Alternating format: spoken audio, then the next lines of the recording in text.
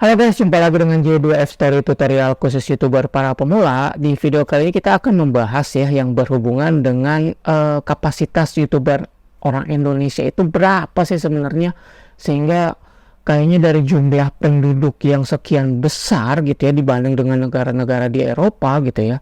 Jumlah populasi kita kan sekitar 270 juta sekian-sekian gitu ya, hampir 300 juta gitu ya. Tetapi gambarannya di sini menjelaskan kenapa di Social Blade itu hanya sekitar 4.000 atau 5.000-an lah yang berada di masuk Social Blade itu gitu ya teman-teman ya. Harusnya kan dari 300 juta jumlah populasi penduduk orang Indonesia itu, masa sih cuma 5.000-an atau 4.000-an sih yang bisa sukses menjadi YouTuber. Nah, hal-hal inilah yang akan saya jelaskan kenapa bisa demikian gitu loh. Sedangkan jumlah populasi penduduk kita itu kan banyak. Sedangkan teknologi aja sekarang sudah makin maju gitu ya. Dan pasti setiap orang punya handphone ya. Walaupun handphone itu ya murah meriah pun pasti ada gitu ya. Mereka pun tahu YouTube itu seperti apa gitu ya.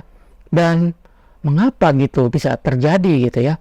Kok cuma sekitar 4.000-an gitu yang bisa masuk di Social Blade, lalu yang lainnya kemana gitu dari total 300 juta jiwa penduduk Indonesia. Itu kan hal yang di bawah 0, berapa persen gitu loh, jauh sekali gitu ya teman-teman. Nah, saya coba untuk masuk di ChatGPT dan mengetikkan untuk hal ini gitu, dan tanggapannya seperti ini teman-teman. Kita langsung ke ChatGPT ya teman-teman ya. Jadi tanggapannya dari ChatGPT gini: jumlah YouTuber Indonesia terbatas gitu ya. Lalu saya bertanya seperti ini teman-teman, mengapa jumlah populasi hampir 300 juta jiwa penduduk di Indonesia tetapi sedikit yang sukses menjadi YouTuber gitu. Lalu ini adalah jawaban dari sumber-sumber yang diterima oleh sistem AI berdasarkan faktor-faktor dan alasannya ya. Mungkin teman-teman ini sekedar informasi, semoga ini menjadi manfaat buat teman-teman semua. Kenapa sih dari 300 juta penduduk Indonesia itu kok cuma nggak nyampe 10.000 gitu loh yang jadi sukses sebagai YouTuber gitu ya. Yuk kita cek satu-satu. Jadi di sini ada beberapa faktor yang dapat menjelaskan mengapa hanya sedikit penduduk Indonesia yang sukses menjadi YouTuber meskipun jumlah populasinya besar gitu ya. Dan inilah faktor-faktornya. Yang pertama adalah berhubungan dengan persaingan yang tinggi. Kenapa dikatakan persaingan yang tinggi? YouTube telah menjadi platform yang sangat populer di Indonesia dan banyak orang yang mencoba peruntungan di sana. Persaingan yang tinggi membuat sulit bagi setiap individu untuk menonjol di antara jutaan konten kreator lainnya. Oke, jadi untuk yang pertama berhubungan dengan persaingan yang tinggi, tergantung dari tema, topiknya, dan mungkin ini juga akan berhubungan dengan hobi dan skill tentunya.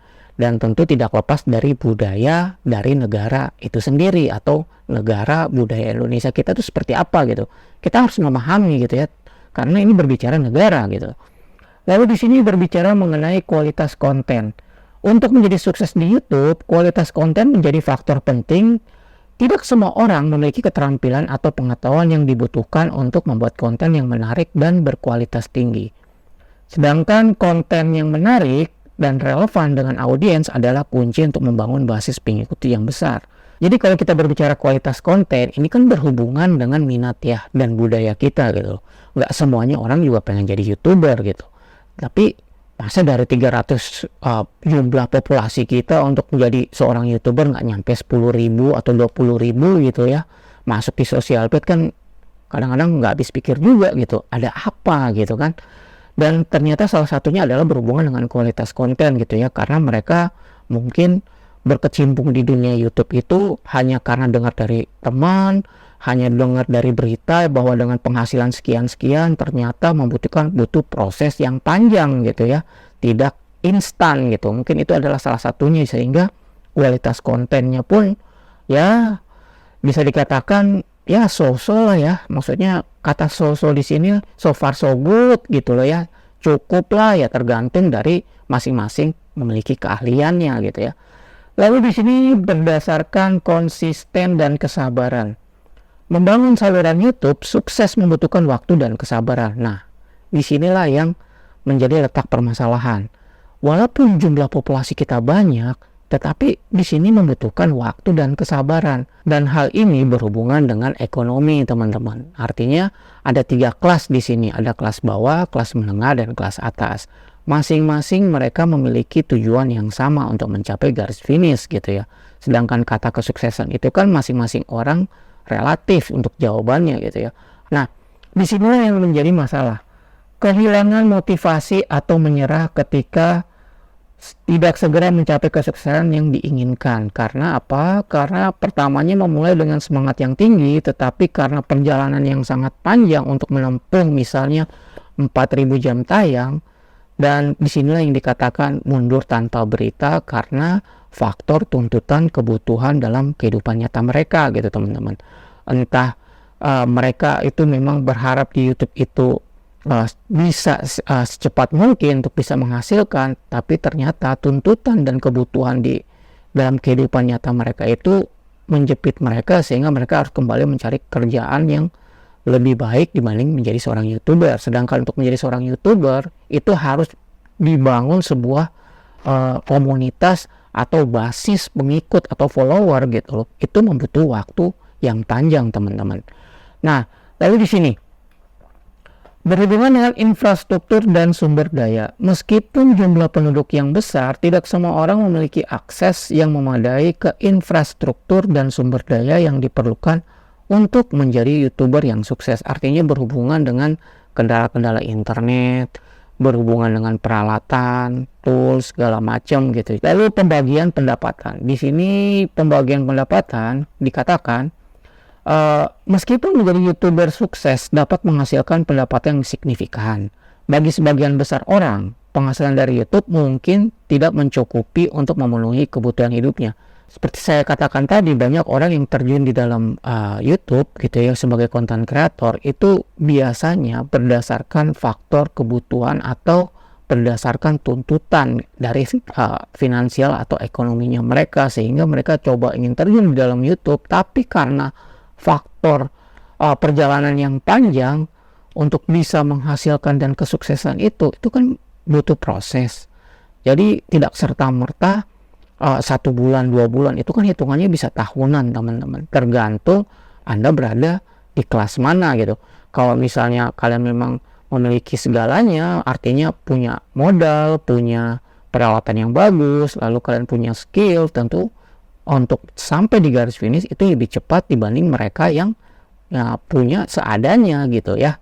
Apalagi kemampuan pas-pasan, wah repot juga gitu ya. Sedangkan menjadi YouTuber itu kan kalian harus tampil kreativitasnya kalian gitu. Kalian harus tampil beda gitu. Kalian harus bisa menunjukkan kepada mereka gitu bahwa kalian punya strategi-strategi tertentu untuk mencapai garis finish tersebut gitu. Walaupun kelas kita berbeda gitu kan. Lalu di sini perlu dicatat bahwa meskipun jumlah yang sedikit yang sukses menjadi YouTuber, masih ada banyak konten kreator di Indonesia yang memiliki basis pengikut yang besar dan mendapat penghasilan yang stabil. Ini hanya merupakan gambaran umum ya teman-teman. Jadi kesimpulannya di sini, ini hanya gambaran umum yang biasanya orang yang terjun ke dalam dunia per-YouTubean seperti ini teman-teman. Jadi adanya hubungan dari persaingan yang tinggi, kualitas konten, konsisten dan kesabaran, dan infrastruktur sumber daya, pembagian pendapatan. Jadi dari hal ini dapat dijelaskan secara umum bahwa mereka yang terjun ke dunia YouTube itu mungkin hanya sekedar hobi, hanya sekedar iseng, atau untuk menjadi pendapatan utama buat mereka, tetapi mereka tidak memperhatikan hal-hal yang sangat penting tentang kebutuhan di dunia nyata mereka gitu. Mereka hanya mendengar bahwa dengan jadi YouTuber kalian dapat berpenghasilan yang besar gitu ya, dan bisa memenuhi kebutuhan kalian, tetapi itu kan membutuhkan waktu dan strategi gitu ya, tergantung dari strategi yang kalian buat seperti apa gitu ya. Itu kembali dari teman-teman semua. Agar sukses di YouTube itu memang harus mengetahui fitur-fitur yang ada dan kinerja di dalam YouTube itu seperti apa teman-teman. Nah, jadi teman-teman, kesimpulannya seperti ini teman-teman. Jika kalian ingin menjadi seorang YouTuber, kalian harus bisa memahami masalah waktu kalian gitu loh. Kalian punya waktu tidak gitu loh. Kalau kalian tidak punya waktu, jadikan YouTube itu hanya sebagai hobi saja gitu. syukur-syukur kelak itu akan bisa menghasilkan lebih dari pendapatan hasil kerja kalian di dunia nyata gitu ya. Jangan memaksakan. Dan kedua, jika kalian memang benar-benar di dunia nyata penuh dengan tuntutan harus secepatnya ingin berpenghasilan, jangan jadi YouTuber. Kalian harus kerja. Intinya begitu teman-teman. Baik teman-teman, inilah hasil yang dijelaskan dari ChatGPT yang berhubungan mengapa jumlah populasi hampir 300 juta jiwa penduduk Indonesia itu tetapi sedikit yang sukses menjadi YouTuber. Baik teman-teman, jika kalian ingin belajar materi-materi saya sebelumnya itu berhubungan dengan dunia per-YouTubean dan yang berhubungan dengan bagaimana sukses dan berpenghasilan di dunia internet, kalian tinggal cek aja di kiri dan di kanan saya, biasa ada materi-materi, atau di channel saya. Kalian bisa berkunjung di sana, dan informasi ini semoga berguna dan bermanfaat dan memiliki nilai tambah buat teman-teman sebagai pandangan dan wawasan teman-teman semua. Salam dari saya, Jodo F Story Tutorial, khusus YouTuber para pemula. Bye.